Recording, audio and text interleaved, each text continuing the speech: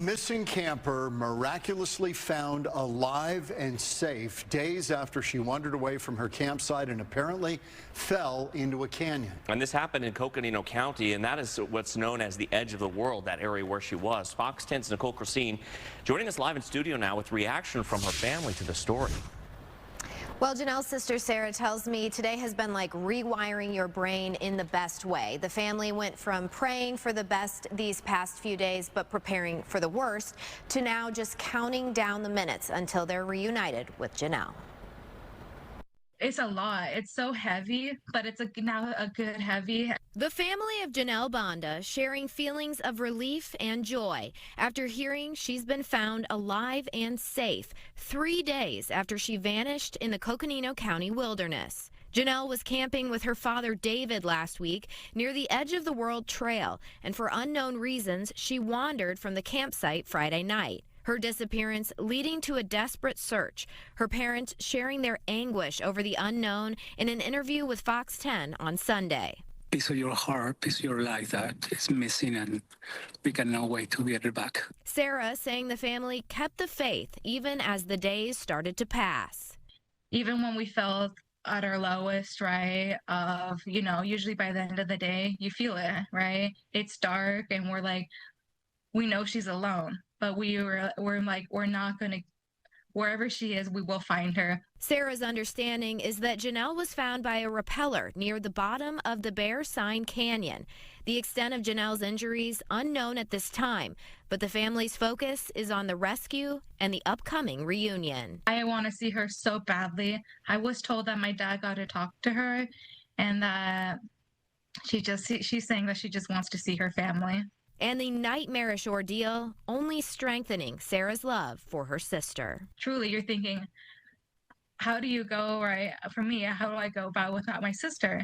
But now that she's here, I get to appreciate every moment that I have with her, even more so than ever before.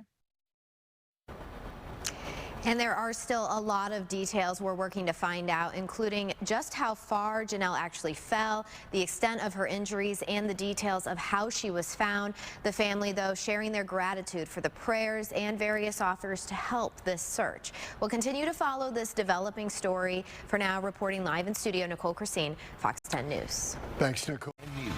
New this afternoon, U.S. Border Patrol agents have shut down a massive cross-border drug smuggling tunnel. Officials say the unfinished tunnel was nearly 3,000 feet long, and it ran under part of the Otay Mesa port of entry linked to Tijuana to San Diego. Border Patrol discovered the tunnel back in April while it was still under construction. Agents say the tunnel, you're looking at it right there, was very sophisticated, equipped with electrical wiring, ventilation systems, and a tracking system for transporting large quantities of contraband.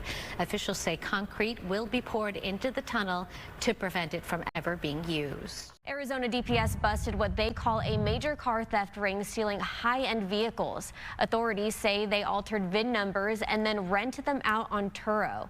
Profits from the ring have been tracked to bank accounts in the U.S., Mexico, and the Middle East. Fox 10 investigator Justin Lum has been digging into the court paperwork, and we're getting a look at several of the cars recovered. It's called Operation Escalating Switch, and according to DPS, more than 30 vehicles identified with these switched VIN numbers. The total value is at $2.5 million. 3 people have been arrested, including the alleged leader of this ring, who's accused of money laundering with strong ties to Dubai. Ali Ahmed, this is the Surprise Police Department. We know you're inside. Come to the front door with your hands up and empty. Do so now. Video provided by Arizona DPS shows a large police presence outside the Glendale home of 29-year-old Ali Ahmad. K-9 units, guns drawn, and the DPS Vehicle Theft Task Force arrest Ahmad next to an Aston Martin on Tuesday. Search warrants executed at 7 different locations led to the recovery of 29 stolen vehicles, all luxury brands, from Mercedes-Benz to a Corvette to a Rolls-Royce. Authorities also seized several weapons and cash at Ahmad's home. He's believed to be the leader of the theft ring, accused of running a scheme involving stolen cars, altering the vehicle identification numbers before listing them on Turo for rent. Turo is a peer-to-peer car-sharing platform. We learned Ahmad owns several businesses, including AAA Rent-A-Car LLC. The multi-agency investigation began in late 2024 after the discovery of a VIN-switched Cadillac Escalade registered to Ahmad's company. DPS says 34 vehicles registered to Ahmad had VIN switched and many were stolen from California. Ahmad allegedly profited $160,000 through rentals on Turo since early 2025.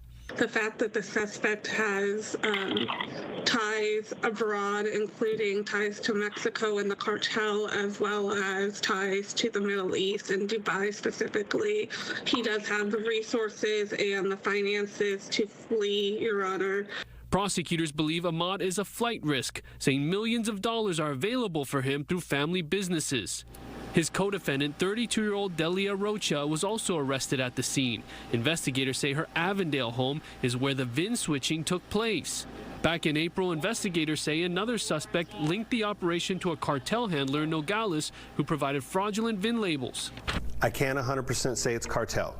However, we did have an individual from Mexico coming up to the vehicles who would work on the vehicles. We believe that they were switching the VINs on the vehicle. And then he would return that back down to Mexico. 33-year-old Mario Garcia Rodriguez was also arrested. An MVD rep accused of registering the vehicles using fictitious documents given to him by Ahmad. Turo cooperated with this investigation and released a statement that says in part, quote, "Unfortunately, this host's insider access to the Arizona Department of Motor Vehicles enabled them to disguise stolen vehicles as legitimate rentals. We immediately collaborated with investigators to expose the full scheme. Moreover, criminal behavior is extremely rare on our platform, and we have zero tolerance for it," end quote. Ahmad's co-defendants each face one count of fraudulent schemes, but he's facing 140 charges, a majority of them for theft, chop shop, and altering vehicle serial ID numbers. And we learned Ahmad's new business, VVIP Car Rental, was scheduled to open next week in Phoenix, according to its social media page. His bond amount was $250,000 cash. His co-defendants, Garcia Rodriguez and Rocha, both had $25,000 bond amounts, but I'm told by MCSO all three defendants have bonded out and are released, but they're expected to be back in court on Monday. I'm Fox 10 investigator Justin Lum. Phoenix police have arrested a man for shooting and killing his ex-wife. This happened last night in the parking lot of Desert Ridge Marketplace in North Phoenix, and police were still on the scene well into the morning. Fox 10's Kenzie Beach has the latest. Desert Ridge Marketplace here in North Phoenix is a very busy shopping center. This parking lot here behind me closed into the overnight and well into today. Police calling this a domestic violence shooting. A woman shot and killed by her ex-husband around 9:30 Wednesday night. An active crime scene centered around this pickup truck. Phoenix police found 39-year-old Jessica Shuckers shot to death in the Desert Ridge parking lot. Police say Shuckers' ex-husband, 38-year-old Justin Creed, is the man responsible. Creed was still on the scene when Phoenix police arrived. He was arrested, questioned, and booked into jail. The homicide now investigated as domestic violence, as the two were previously married, then divorced. That's just really scary. I mean, you think you love somebody and you think they love you, and then they like, guess you don't. It's a shock, though. It's horrible to happen out here, especially in a mall area as well. But it's frustrating, all the gun violence that we see going on, and it's just shocking. It's really shocking. Justin Creed has been booked on one count of murder. We expect him to have his initial court appearance later this evening. In North Phoenix, Kenzie Beach, Fox 10 News. A woman arrested for setting several mobile homes on fire. This happened this morning near 43rd Avenue in Roosevelt. Crews arrived about 8:30 to find multiple homes on fire. 2 of the homes extensively damaged, 6 people displaced and looking for a place to live tonight. Investigators later booked the woman on arson charges. Well, today's heat certainly not helping when you've got fire conditions like that. Let's check in now with Erica to see how hot we got. Erica. Oh my gosh. Well, temperatures actually warmed up a little bit higher than expected. We hit 117 today and coming just 1 degree shy of the record that stands at 118. So we're experiencing some serious warmth for June.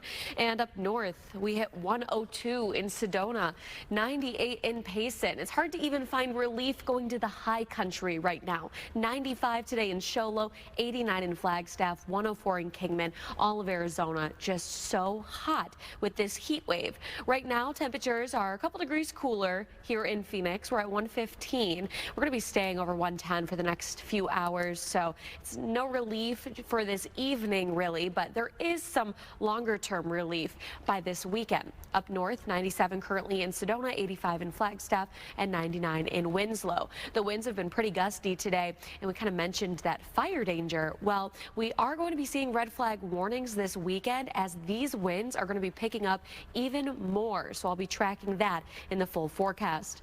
And a look at those temperatures as we go through this evening, dropping below 100 degrees by around 10 p.m. and by tomorrow morning will fall into the low to mid 80s. I'll be tracking those red flag warnings with gusty winds and the cool down you can expect in my full forecast.